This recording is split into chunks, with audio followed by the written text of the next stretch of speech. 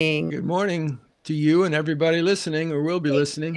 Happy Shamanic Sundays to you and greetings to our community. Happy Shamanic Sundays. Good to see you all here.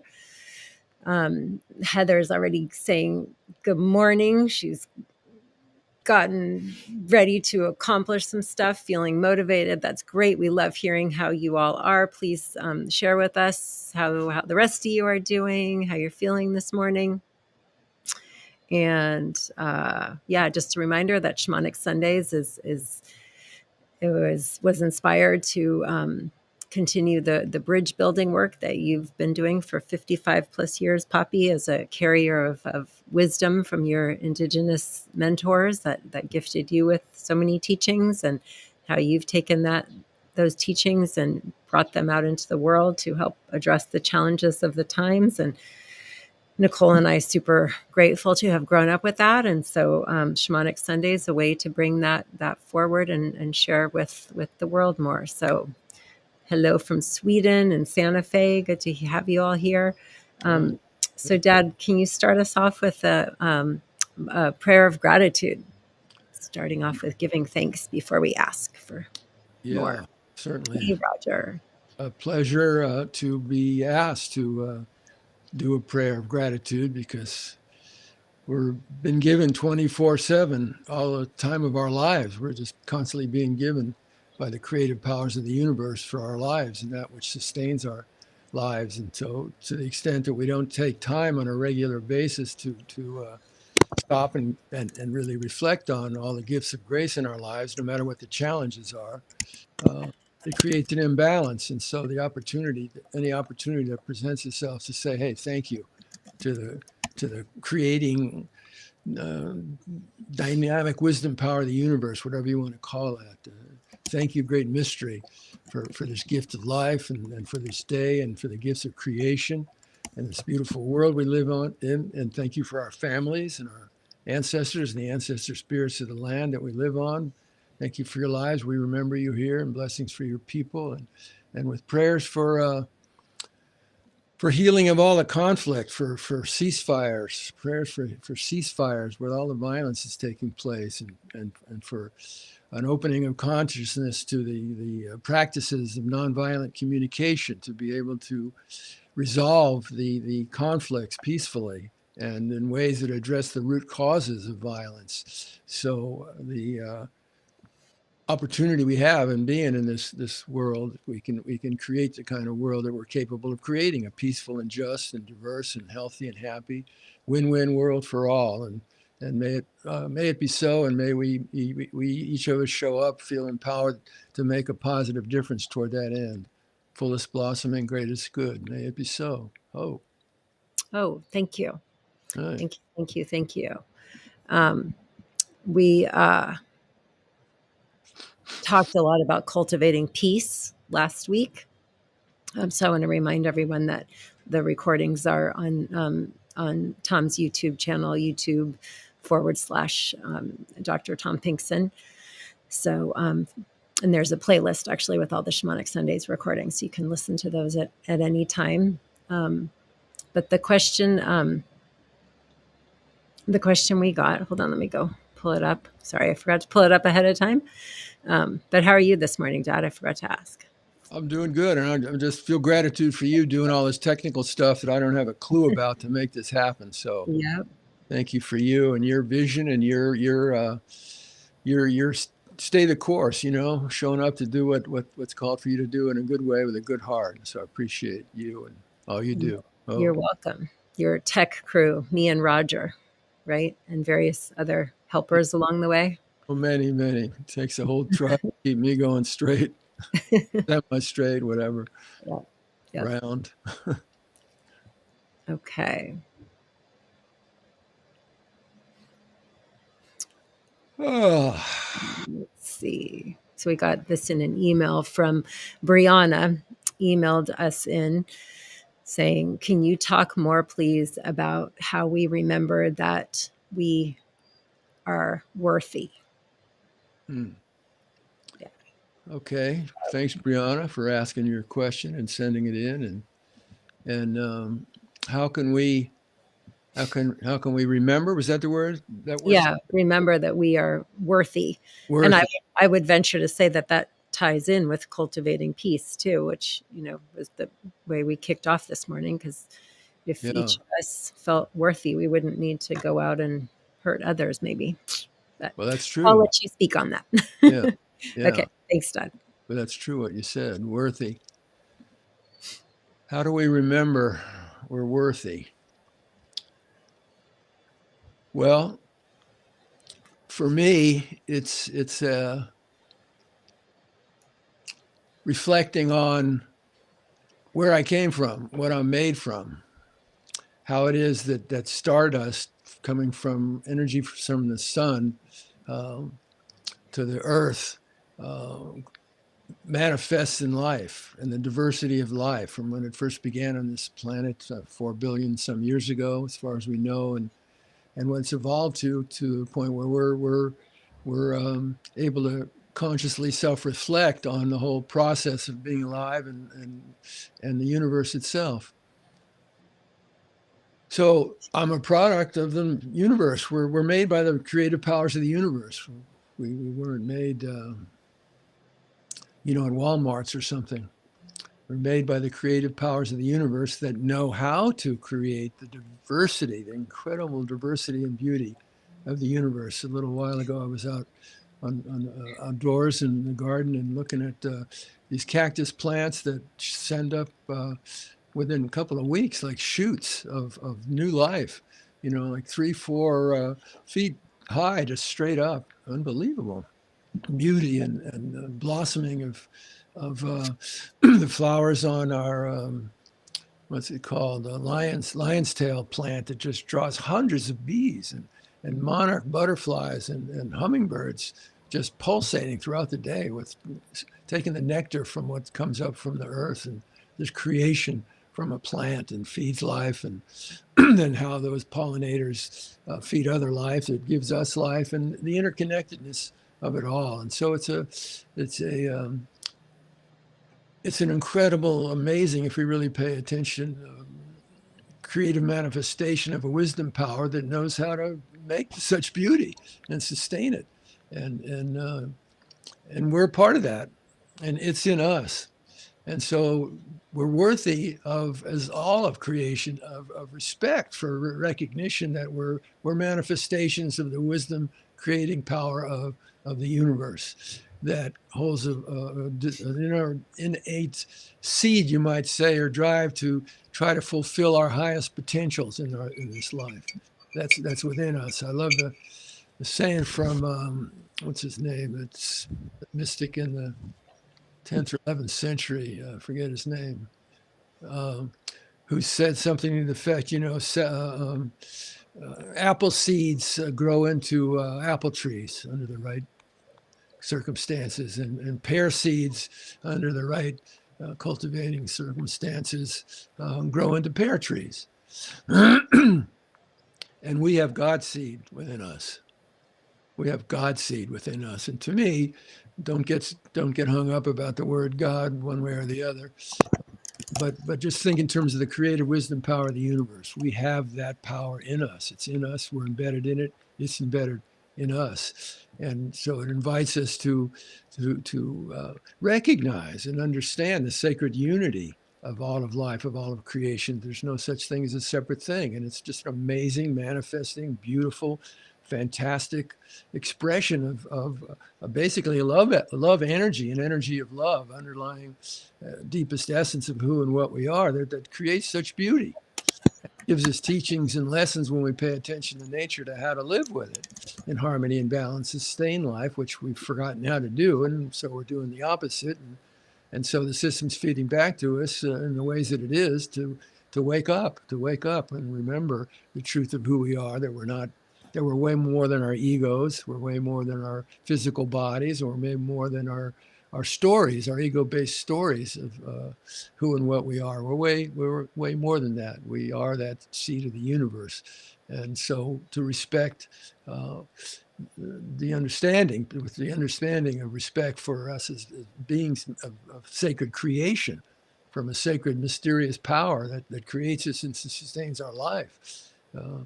that we're all worthy of reverence, of recognition that there were sacred beings, we're worthy of respect, and caring and tenderness and compassion and support and kindness and celebration as worthy beings, not because of anything we've accomplished or done, but just the sheer fact of grace that we exist as human beings in this life, delicate, tender, strong, beautiful, weak, magnificent beings of potential. Um, so that's to me how one of the ways I remember is that I'm a sacred, worthy being is just to go out and being in nature and watch it unfold itself over time. Watch how trees go through their cycles and bushes and plants and new life that comes up from there. Watch the cycles, and they teach us about how to live in harmony and balance with the ever-changing conditions and manifestations of the universe. The sacred mystery. It is a sacred mystery. And in Western science, we only understand 6% of what's going on. And dark energy and dark matter, don't know what it is. Know some of its effects, but we don't know what it is. We don't know how it's working. So respect for the sacred mystery and humility in the face of sacred mystery, and accept the fact and celebrate the fact that we are sacred, worthy, luminous beings. We are stardust come to earth, brought to life. And learn how the practices of what it means to polish up our stardust and go inside and see where our pipes are clogged up and do the necessary inner plumbing work to unplug those pipes so that sacred light and love that pours in with each breath can flow through us and heal and empower and inspire us and light us up as channels for that healing light and love to go out into the world for the healing of the sacred hoop. We're not here by accident. We have worth in being here and meaning and purpose in being here, and that's to wake up and wise up and live love now. Right. Oh, Thank you. Thank you. Thank you. Thank you. So it strikes me that that oops, I can't hear you. you can't hear me. Hello? Frozen up, and I can't. Hello, hello. Can you hear Oops, me better now? connection lost. Reconnecting. I hope so. I hope you reconnect. Let's just give Okay, go this ahead. I think your face is frozen, but I can hear you. Okay. I'm going to turn off my video then for a second. Just maybe that will help. Hold on just a second. But my question is about like kind of going back into what you were saying about unclogging the pipes of remembering your worthiness, right? And Yeah. and I think of like how fortunate incredibly blessed. Fortunate's not even enough of a strong word to be born to parents like you and mom, and what a gift that is, like, beyond measure. And yet I still feel like there's been so many things that, have happened to me or around me that, have made me feel less than worthy sometimes too. So, and the reason I share about like who I was born to, because I guess the point I want to make is like whatever situation we're born to, I think that may be part of life is like things try to kind of not try to, but there's forces that want to push you down or make you feel unworthy. So I'm imagining that that most of our community has had at least one experience like that in life. So I was thinking maybe for our visualization today, if you could guide us into a place where we might remember something that that has made us feel unworthy, and that is possibly preventing us clogging our pipes from shining, as you said, shining our stardust. And that could be our visualization today. Does that sound good? Sure. Okay, Let cool. me just first I have to make sure I'm grokking, using Heinlein's term from long Grokking. ago, getting your meaning of what you're asking. Yep. So I'm responding to truly what you're asking. Mm-hmm.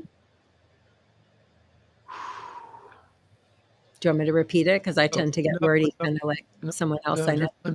let me just be with my process. I'm a slow digester, so bear with me here. When something triggers a sense of unworthiness in us, um, go inside to try to recall an instance of when our sense of the story, let's call it the story of our unworthiness, began to play in our conscious minds. It was activated, and then how to work with that. Am I getting that? Yep. Is that right? Okay. Yeah. Yeah. So taking, like, I thought, just given the question about worthiness today, um, the visualization to help us get in touch with what's clogging the pipes, and then being able to let that go and move back into a state of worthiness, All so we can right. So polish suffering. and shine. Yeah. Yes. So what comes up for me then is suffering. Yeah. You Trauma, well, being just looking at the experience of suffering. suffering in the moment. Yep. We've all been Yep. wounded. Everybody in life has been wounded in one way or another. Ain't nobody walking around who hasn't been wounded by one thing or another. And those of us born in Western Eurocentric culture, we're wounded by the culture itself, which is, some say, is like a mind virus that's hypnotized us and deluded us into the perception of separation. And from that comes fear, and from fear comes violence. So we've all been wounded. Uh, the only issue is how do we create a response, a relationship to the wounds of our lives, one that leaves us in victimhood, which is basically what our culture teaches us to do, really, or one that teaches us how to work with the wounds and all the feelings, and suppressing or denying no feelings or thoughts or sentiments or impacts of the wound, but going to all of it with a conscious awareness to create a relationship to it, to see what can I learn from this? What might I be able to learn from this that has the potential to enrich me in my experience of my life? As hard as the teaching is, as hard as the wound is. And example, my father dying when I was 3.5 years old, which was totally destructively impactful in my life. So suffering, if we're experiencing suffering in the moment by some stimuli of a situation that's perhaps activated what's in our pipes from the wound or wounds of our lives, how to work with that? How might we be able to, excuse me,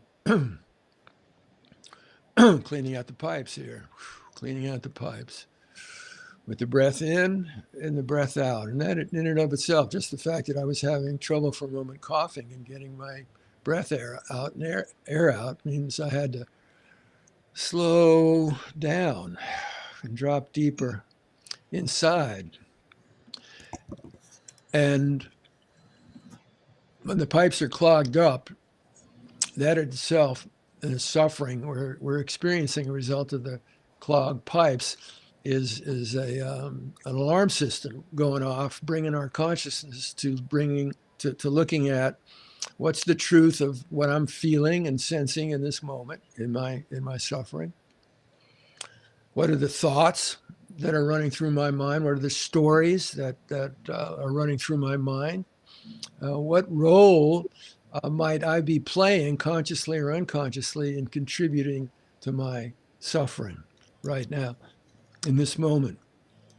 And opening awareness to see, to kind of catch that in awareness without any judgment, without any guilt or shame, or just noticing what thoughts and stories I might be telling myself, such as, I'm not worthy of love. And then mind coming up with 20 reasons of proof about why I'm not worthy of love, or why I'm not worthy of success, financial success, romantic success, health success, success in whatever level you're interested in. Why I don't deserve this, to be not just survive in life, but thrive in life. And what does that even mean, to thrive in life, and especially these trying times? So we don't have any power to change what we don't see and face. And so when I'm feeling suffering, I'm experiencing suffering in some way. My energy's constricted or tight, or I'm sad, or I'm angry, or I'm in judgment, or I'm depressed, or I'm despairing, or I'm judgmental, or I'm whatever it might be, experiencing suffering and sadness and grief. Plenty of reasons for grief in the world today with what's happening. So looking at and allowing and creating safe space for the truth of whatever I'm experiencing to express itself. So I'm not denying it or projecting it or projecting it onto someone else or something else, but just being with whatever the truth is that I'm experiencing. Healing comes from joining with the truth of what is. We don't have to like what is, but like the violence in Gaza. I don't like that. God, it's horrible. But it is. It is. And it triggers the feelings, all the feelings in me and whatever feelings it triggers in you and our listeners. That's real. It's happening for us. We're experiencing it. And our feelings help us pay attention to what's most important. And then how to nurture what's most important. So is it most important for us to respond to violence with more violence and kill the perpetrators of the violence? Is that going to bring lasting peace? Is that going to bring harmony? Is that going to bring resolution of conflict? No, it just perpetuates the violence. And so what's most important to me? What's most important to you? Is I don't know what it is for you, but for me, it's to try to do all I can to actualize the potential I know we have as human beings to create a peaceful and just and healthy and happy and beautifully diverse, win-win world for all beings, not just two-legged people beings, but all of creation. I was a couple of days ago. I was on my way to a retreat I was leading that night, and I stopped by Mother Ocean to get a little extra energy to help with that prayer circle we were doing that night. And I stood on the step above some steps leading down to the ocean, right next to a telephone pole that had been cut in like a quarter, so it was about 5 feet high up from the ground, and I was about a foot away from it as I was facing the ocean. And all of a sudden, a full-grown seagull landed dramatically on that post, which is a foot away from my face, and it was looking straight at me. It was not budging. It was just looking fiercely straight at me. And I was just struck by the power of what was happening and just took it in, just open. I thanked the seagull for its life and for coming to me. And then I just opened to knowing it wasn't by accident this was happening, that Spirit was trying to use this situation to bring through something that was important for me to get, especially going into a prayer circle. So I opened my mind to receive what was being offered there through interspecies communication, you might say. And it came through very clearly. It said, Tomás, you're going to pray for people. Don't just pray for two-legged people. Pray for the winged people too. We're suffering. Our lives are in danger. Pray for the swimming people. Pray for the four-legged people. Pray for all the people. And so taking the time when we're suffering to go inside and listen to our feelings that produce those feelings of suffering and looking at two things. What role am I playing by the story I'm telling myself that's contributing to my pain and suffering? And what can I learn from this pain and suffering? And how can I create a response to it that reopens my consciousness to reconnect and attune and commune with the deeper underlying reality of Great Spirit's presence, infinite light, infinite love, infinite peace underneath the storm waves on the surface of what's happening, dropping down to that deeper place that's always there at the center of our being through grace, and being able to sink our roots into that deeper inner peace, and that source of connection to wisdom, guidance, strength, perseverance to keep going through adversity, and strengthening our resilience to be able to wake up and wise up, and in this moment of being alive, live, love now. Bring through what in the ceremony is called sweet medicine.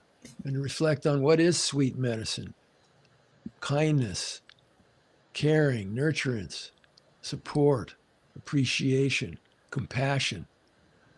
Sweet medicine. These hard times we're called on to bring through sweet medicine, and part of cleaning the pipes is when we're feeling unworthy. Look at the story that we're telling ourselves that creates that feeling and sense we're unworthy. That's just a story. Pull the plug on it. It's not based on truth. Put your attention into what's true. Your pipes get shinier. You get stronger, more juice. I am a sacred. We are sacred, worthy beings. We are love, and our love is forgiving. Fullest blossoming, greatest good for all of us on this day, and through us out into all of our relations for the healing of the sacred who. May it be so. Hope. Hey, hope. Oh, thank you. Thank you. Thank you. Thank you. That made me think of being on Vision Quest once. I think it was my second Vision Quest. So I would have been like 14 or 15 years old. And one of the questers talked about going down, like his vision of going down deep into like a cave, and it was like lined with jewels all along the walls, that he couldn't like get to them because he was like feeling kind of nauseous and from fasting, which I could totally relate to because that happens to me when I fast. And but he had to like somehow, about it was something around like having to just like clean out the things that were causing him the nausea before he could reach and actually touch and fully feel and see the jewels. So that just reminded me of that. So thank you to Michael for that vision back in many years ago. And thank you for you, Dad, for sharing that wisdom teaching with us. Yeah, really always good to be here. Oh. Thank you all for being here so much and for sharing your what's up for you today. And someone asked about where to email questions. I can't find that now, but you can. Most of them just come into Tom's email, which is on his website, Tom Pinkson at gmail.com, or you can email me, Kimberly Pinkson 1, like the number 1 at gmail.com. So you can always send those more to us, and you are worthy. Hey, we're all worthy. Oh. Yep. Have a good week ahead. Thank you for being here. Please share Shamanic Sundays with friends or family, colleagues who you think could also be of getting some good juice from it. So have a good week, and we'll see you next week. Any parting words, Pops? Praise be, hallelujah. Thank you for the blessing that you are all listening. You are a blessing in this life. You have sacred gifts to carry that the world needs. So take good care of yourself and bring them through. Hope. Those good words for us. Thank you again. Mwah, mwah. Bye. See you next